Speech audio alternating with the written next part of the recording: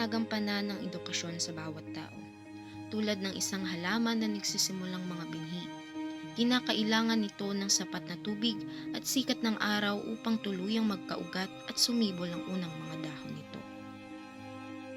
Ilan lamang sila sa milyong mga bata na nangangarap at nagsusumikap para sa magandang kinabukasan. Ngunit, sapat ba ang edukasyon na kanilang tinatamasa para sa ninanais nila? Ako si RJ Baldosa, samahan niyo kami sa pagtuklas ng kasalukuyang estado ng edukasyon sa Pilipinas at sa buhay ng mga estudyante sa gitna ng pandemya.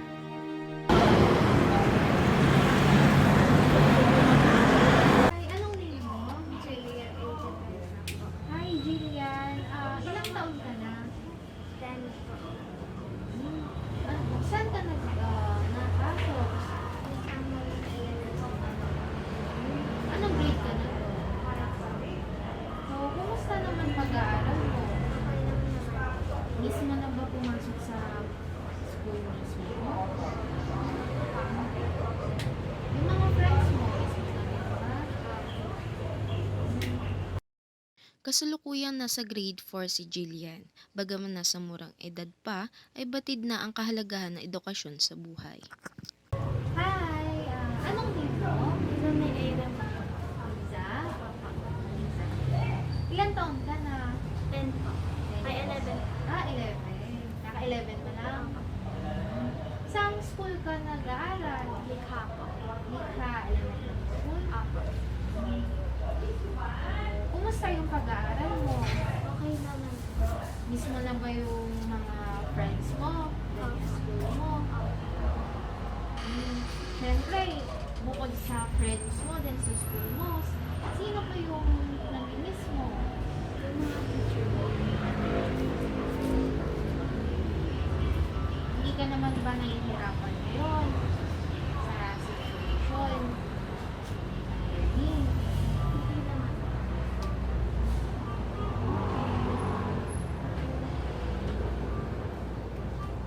Marisa May, ako si Ate RJ. Ako yung mag-a-ask sa'yo ng ilang questions regarding sa school mo. So, ngayon, kumusta yung pag-aaral mo? Okay lang naman po. Okay naman yung pag-aaral mo? Hindi ka ba nahihirapan? Nahihirapan po kasi po wala pong teacher na nandito. Bale, anong way ng learning kayo ngayon? Modular po. Modular. So, ayan, pag sinabing modular, di ba, ikaw yung magsasagot lahat, yung parang test paper. Tuwing kailan nyo pinukuha yung modular nyo? Tuwing Friday. Tuwing Friday. Then, tuwing Friday nyo rin binabalik. Apo. Parang palitan lang din after a week. Mm. So, ayan, pagka may yung mga hindi ka naiintindihan sa mga subjects or lessons na ginagawa mo, kanina ka nagpapatulong? Sa pinsan ko po. Sa pinsan mo. Ayan, hindi ka ba nahihirapan? Kasi ate or kuya mo lang yung nagtuturo sa'yo. Nahihirapan po. So, anong ginagawa mo pag gano'n?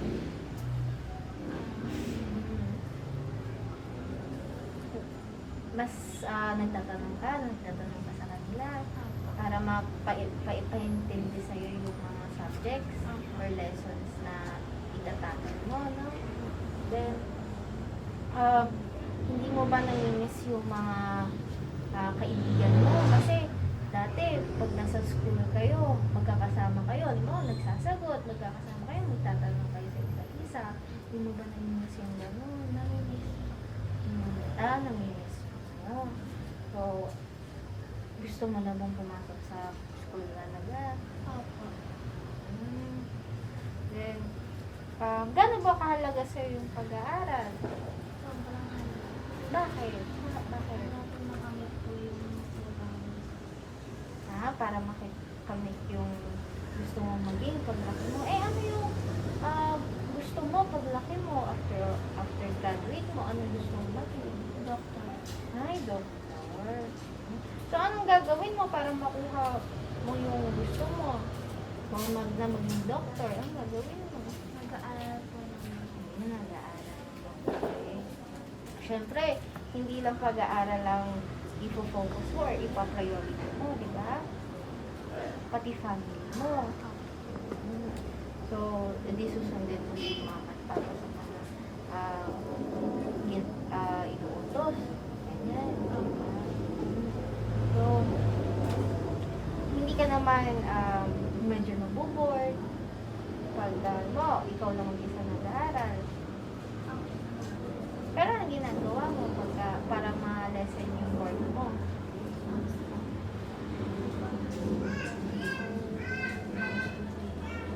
Nagpapasyon. Ayan, ipag-pray mo na sana or next year or next month wala na yung COVID para makasama mo yung mga friends mo ulit. Ha? Ayan. So, thank you. Thank you kasi nag-participate ka sa amin sa documentary ni Ate RJ at ng mga kasama niya. Then, mag-aral ka mabuti para makapagpapit yung mga gusto mo, lalo-lalo na pag doktor, then para matulungan mo sila mama at papa mo paglaki mo. Thank you. Bilang thank you namin sa'yo, meron kami small token of appreciation. Thank you po. So, ayun po, ako po si RJ. Ako po yung nag-interview kala Riza May at kay Jillian. So, kayo daw po yung nag-guide sa kanila or naging teacher dito sa bahay para masagutan yung mga modules nila. So, ayun po, questions mo lang po regarding po siguro sa learning or sa kanila. Mahirap po ba na, syempre, modular sila, mahirap po ba yung pagtuturo sa kanila, ano yung mga nag-experience nyo po? Kasi sa unang mahirap. Kasi kulang-kulang nga yung nasa module, hindi siya kompleto. Kung para pag nandun yung teacher, may nag-guide talaga sa kanila. Dito, wala. Parang sariling sikap lang talaga. So, siguro po si Riza May at saka si Jillian, ano po kaya, tingin nyo, ano po kaya sila sa klase? Or when it comes sa pag-aaral nila, ano po masasabi nyo? Maayos yung pag-aaral nila, kaya lang, madali silang mainip sa mga ginagawa. Kaya kailangan talaga nilang tutukan. Kasi pag kung sila lang, hindi wala silang natatapos. Kaya, parang ginaguide ko lang sila dun sa mga laro. Kasi, syempre po ngayon, hirap din sila mag-adjust kasi biglaan lang din po yung pag-nangyari. So, sa tingin nyo po, 5 years from now, ano po yung masasabi nyo sa way ng learning? Ayun, 5 years po na siguro, nasa school na sila ulit. Then, may nag-guide na sa kanilang, mas may knowledge doon sa pagtuturo ng mga lessons nila. Then, yun, nakakasama nila lang sa classroom ng mga kaibigan nila. Ayun po, ano po kaya siguro yung masasabi nyo sa mga bata, hindi lang po kala Jillian at kala Riza May, kay Riza May ngayon. Ano po yung mga masasabi nyo siguro sa mga bata nakakaranas ng ganitong learning ngayon kasi hindi nila expect na ganito yung mangyayari. Ngayon, sana. Pagtiisan mo nila yung sitwasyon ngayon kasi sobrang delikado talaga. Then someday, makagraduate na sana sila mag-aral sila ng mabuti. Ayun po. Sige po. Maraming salamat sa mga answers sa questions natin. Thank you po. I hope din po sana bumalik na lang din talaga sa normal yung nangyayari. Nangalap kami ng iba't ibang impormasyon sa pagtuklas ng kasalukuyang estado ng edukasyon sa Pilipinas. Ma'am, ask ko lang po yung first question. When it comes po sa process of learning, paano po natututo yung mga bata? Most especially po yung mga primary level and secondary level of learning. Okay, so when it comes kasi sa kumbaga learning style, no, and learning processes ng primary, yung mga siguro nasa nursery hanggang sa grade school, syempre mas natututo sila mostly talaga through play. Actually, no, through play. Ayan, so mas natututo sila kapag nagiging hands-on sila sa mga activities, like for example, during primary levels, yung mga kids talaga, most especially yan yung ages 4 to 6, kadalasan ng mga activities na pinapagawa sila is more on coloring activities. Ayan, yung mag-identify ng objects, diba? So, mas na-enhance kasi and mas na-absorb nila yung information pag ganon. So, actually, very challenging nga yung setup ngayon, especially itong pandemic since online, diba? So, hindi nagiging hands-on yung mga instructor, hindi nila talaga natututukan isa-isa yung mga bata kasi nasa bahay na lang sila, diba, most especially. So, siguro ayun yung pinaka process ng learning talaga pagdating sa kid. The next question po is, sa general naman po, paano nag-acquire ng knowledge ang human brain? What's the limit or what are the things that can affect the process of learning po? So, generally, meron tayo, kumbaga, general classification pagdating sa ganyan. There are students na first, yung mga visual learners, when mas natututo sila kapag yung information is may pictures, may diagrams, and then the next one would be the auditory learners. Yan, mas natututo sila kapag naririnig nila yung information, mas nagsistick sa kanila yung information kapag ganon. And then, the reading naman, no? Reading and writing. So, di ba may mga students kadalasan na pag nagre-review, sinusulat nila ulit, no? Paulit-ulit yung nire-review nila. So, para mas mag-stick sa kanila yung information. And then, the last one would be the kinesthetic learners. Ito naman yung mga learners na mas natututo sila kapag may hands-on activities. Ayan. So, for example, sa PE, diba? Mas natututo tayo ng yan, yung mga sports, dance, kapag meron tayong practical examinations. So, ayun. Though wala naman possibly na limit yung pag-take ng information ng isang individual. However, yun, nag-vary lang talaga sa kung paanong way nila na-enhance and paanong way nila na-absorb yung information. Then, sa naman po, sa types ng student po, may classification po ba ng student based sa kanilang pagkatuto or there are types of human brain? Oh yeah, wala namang types ng human brains. Ano lang talaga, meron lang classification and variation yung mga students, no, sa kung paano sila natututo. Just like what I've said a while ago. Then, sa pagkatuto naman din po, or pagpasa, have you heard po about the other motivation in learning, which is passing po? Then, why do you think students are becoming more focused on just passing instead of learning the lesson itself? So, yun, one of, kumbaga, naiisip din ng mga students ngayon, especially during online classes, is that, yun nga, yung nagiging motivation na lang nila para tapusin yung semester, for example, diba, is to just pass. Ayan, wala na yung talagang learning kasi nga, naiba yung setup. No? Hindi na sila familiar dun sa nakaugalian natin na face-to-face learning. Nawawala talaga yung motivation somehow because ikaw ba naman, sa bahay ka lang, maghapon kang nakatutok sa computer mo, di ba? It's very exhausting, di ba? Especially, ikaw lang yung nagpo-cope din. So, unlike kasi kapag face-to-face classes na kapag ang hirap ng examination, after the examination, andyan yung mga ka-classmate mo, di ba? Sabihan mo sila na, uy, ang hirap ng exam, meron kang karamay, di ba? Unlike kapag nasa online classes kasi, wala yun. Wala yung support system, di ba? So, I think, yun yung medyo downside ng pandemic and ng online classes, yung unti-unting nawawala yung motivation ng mga students. Ayun. So, though challenging, I think siguro kapag medyo nakapag-adjust na tayo sa ganitong klase ng setup, slowly, ayun, okay na din. No? Unti-unti siguro pwedeng bumalik din yung motivation ng student na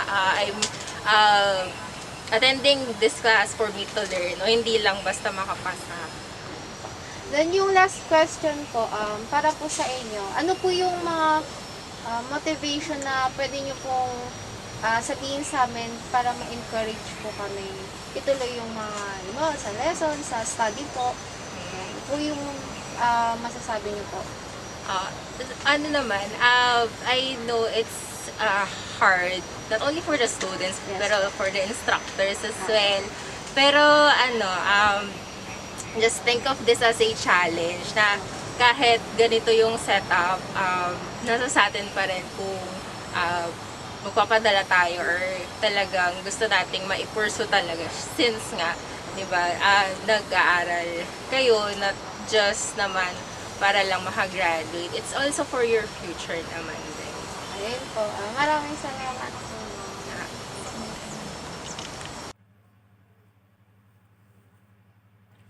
When it comes in learning process of students even before, why do you think is the reason why our competency average points of our ranking is low?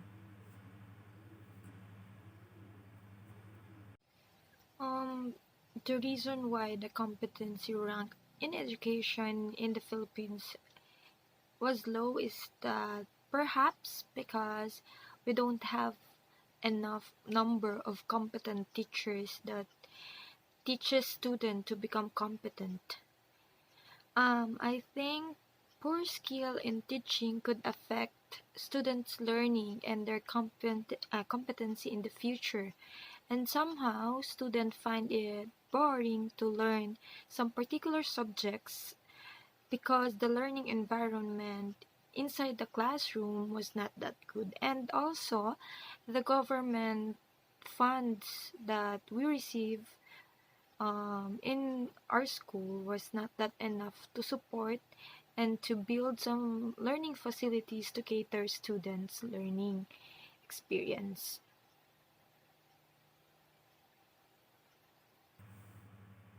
What are the factors that affects learning and teaching? Mhm. Yes. Actually, I feel like there's a lot of struggles that both teachers and students are experiencing right now because we have the new normal mode of learning and teaching, which is the online classes, and we are not ready for that. First is the proper guidelines from the CHED or the DepEd or even the school administration is not that clear, and also the poor internet connection in our country because this is the major hindrance for the teachers like me to fully explain or impart my knowledge to my students, and also the students cannot pass their requirements um, through online because of this, or even if it is a modular mode of learning and teaching, and because the student cannot fully understand the lessons.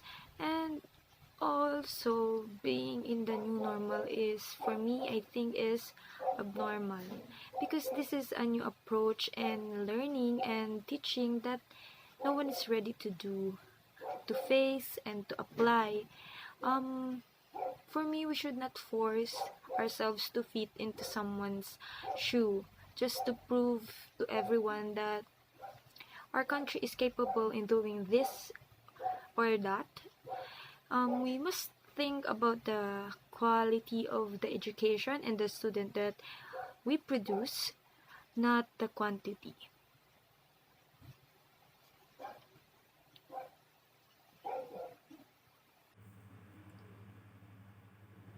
If you are able to rate the Philippine education, how would you rate it? Mhm. How would I rate the Philippine education? Maybe in a scale of 1 to 5, I will go with 3. Because I know we can improve our education with the support of the government, of course, if they prioritize the fundings in the academic institution, and if the academic institution will raise the standards of the teaching, then the learning and the teaching will have a high standards also. So we can produce a quality education and a quality students as well. And also, three, because we might go down pa, because if we didn't put any importance in making our education better, then we might fall. We might have a low standard of education pa lalo. So I think we're just in the middle of everything. So it's our choice pa rin if we're gonna improve it or not. So I hope our government will improve it together with the help of the academic institutions as well. So,